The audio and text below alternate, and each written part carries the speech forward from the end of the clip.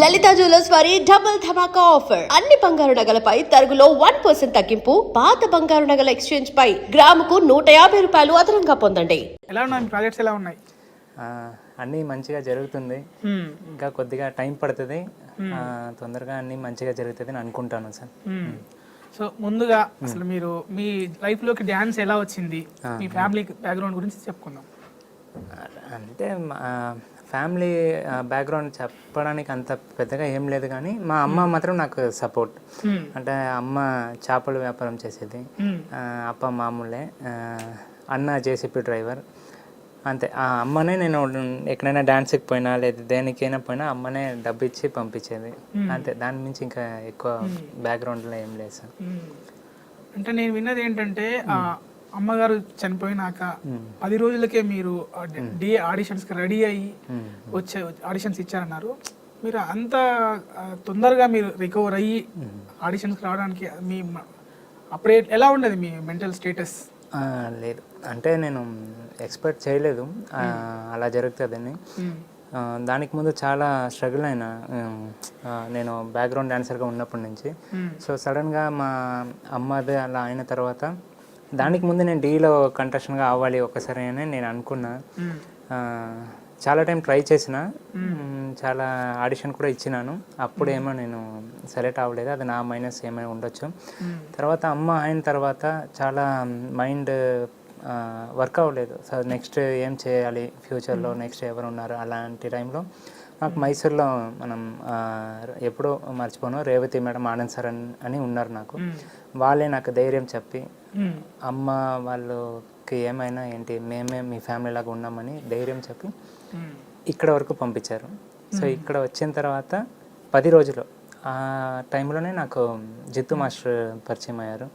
జిత్తు master ఒక సొంత అన్నలాగా నన్ను చూసుకొని, ఆ డీకి నేను ఎలా ఉంటే నేను సెలెక్ట్ అవుతాను, నాకు ఎలా ధైర్యం చెప్తే నాకు ఇన్కమ్ చేయడానికి ఒక ఇష్టం అవుతుందని నాకు ఫుల్ సపోర్ట్ చేసింది ఇక్కడ జిత్తు మాస్టర్. సో మైసూర్లో రేవతి మేడం, ఆనంద్ సార్, వీళ్ళు ముగ్గురు లేదంటే ఇప్పుడు నేను మీ ముందు లేదు. సో మీరు సూసైడ్ వరకు కూడా వెళ్ళాలని తెలిసింది, అది ఎలా జరిగింది? అదే, ఇప్పుడు ఏం తెలియని ఒక ఫ్యామిలీలో మా అన్న అన్నీ చూసుకుంటారు, నేను ఈ డ్యాన్స్ పేరు చెప్పుకొని ఏం పని చేయకుండా అలా ఉన్నాను. నేను సడన్గా అన్న లేదు, అప్ప లేదు, అమ్మ లేదు అన్నప్పుడు మైండ్, నేను వర్క్ చేసిన కొన్ని మాస్టర్ దగ్గర నుంచి కూడా నాకు పని ఇవ్వలేదు నెక్స్ట్. సో ఇటు సైడ్ పని లేదు, ఇటు సైడ్ ఫ్యామిలీ లేదు, ఇంకా ఏం చేయాలి అని మైండ్ వర్క్ అవ్వకుండా సో సూసైడ్ అటెండ్ చేయడానికి పోయినా అప్పుడు ఉన్న మైండ్ స్ట్రెస్లో. సో అది తప్పు అని నాకు చెప్పి నాకు తిద్దింది నాకు మా Revathi madam, Anand sir. So నేను కూడా ఆ టైంలో ఏం చేయాలి నాకు అర్థం కాదు. సో నేను నా తరపు నుంచి కూడా ఇది మీరు క్వశ్చన్ అడిగింది మంచిది. సో ఎవరికైనా ఏమైనా కష్టం ఉంటే అదే ఇలా సూసైడ్ చేస్తేనే సరిపోతుందని మాత్రం అనుకోకుండా, ఇప్పుడు ఆ రోజు నేను సూసైడ్ చేస్తుంటే ఈ రోజు మీ అందరి ముందు నేను ఉండను. సో అలాగే మీరు కూడా ఎన్ని ప్రాబ్లం వచ్చినా ఫేస్ చేయాలి, ఆ ధైర్యం మీ అందరికీ రావాలని నేను అనుకుంటున్నాను. నాలాగా మీరు ఎవరు ఇలాంటి డిసిజన్ తీసుకోకూడదని నేను అనుకుంటాను. అంటే అన్నయ్య చనిపోయారు, వదిన చనిపోయారు, అంటే ఎలా అన్నయ్యకి ఏమైంది? అన్నయ్య యాక్సిడెంట్, అంటే డ్రైవ్ చేస్తున్నప్పుడు వెనకాల నుంచి ఒక లారీ వచ్చి అలా జరిగింది స్పాట్లో. అంటే కొన్ని రోజులకే మళ్ళీ వదిన కూడా చనిపోయారు? లేదు, ఫస్ట్ చనిపోయింది మా వదిన. వదిన వచ్చి ప్రెగ్నెంట్ టైంలో చనిపోయారు.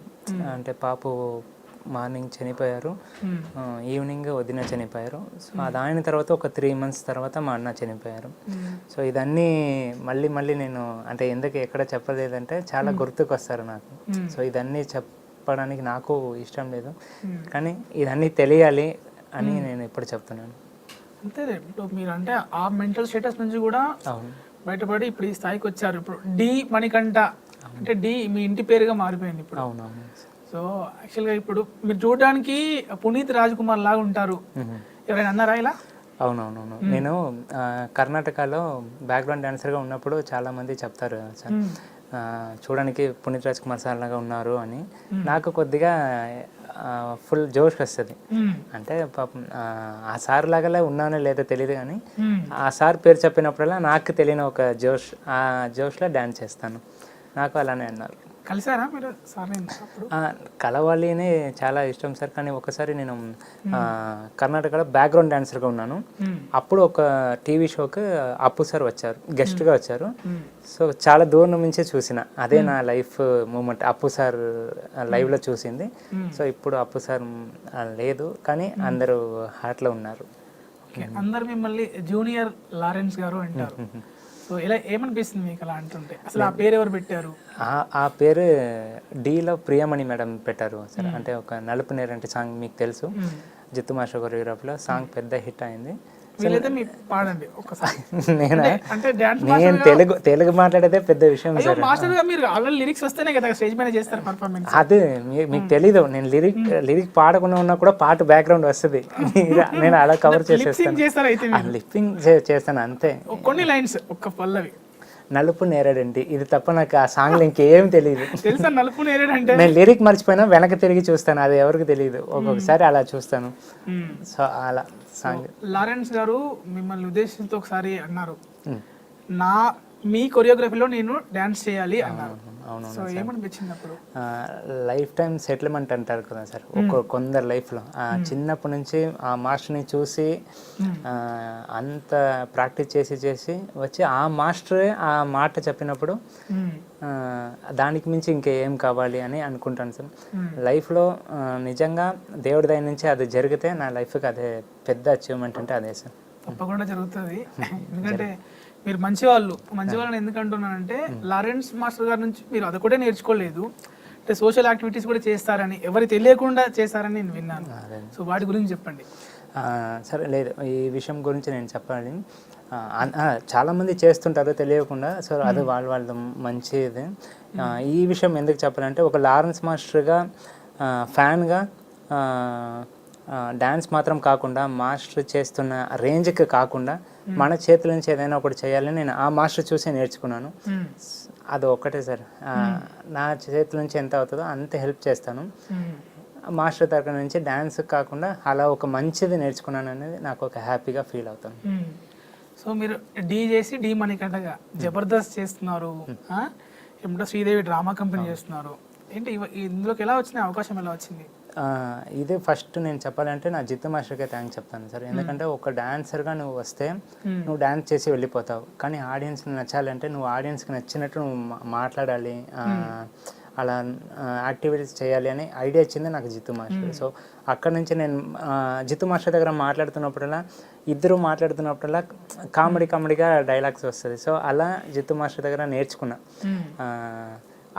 దాన్ని చూసి నేను డీలో చేశాను కదా, సో దాన్ని చూసి అక్కడ నుంచి డైరెక్టర్స్ జబర్దస్త్ నుంచి ఇప్పుడు ఒక 1 year 2 year ఏమైంది అనుకుంటాను సార్, శ్రీదేవిలో కొరియోగ్రాఫర్గా నేను ఇంట్రడ్యూస్ చేశారు, తర్వాత డీలో కొరియోగ్రాఫర్గా ఇంట్రడ్యూస్ చేశారు. అన్నీ మాస్టర్ ఇచ్చిన ఒక చిన్న టెక్నికల్గా నేర్చుకున్నాను. సో దాని నుంచి ఇంత దూరం వచ్చింది. జబర్దస్త్ అనేది కంప్లీట్ కామెడీ షో. అవును. ఇదేమో మీరు చేసేది డాన్స్. డాన్స్. సో మరి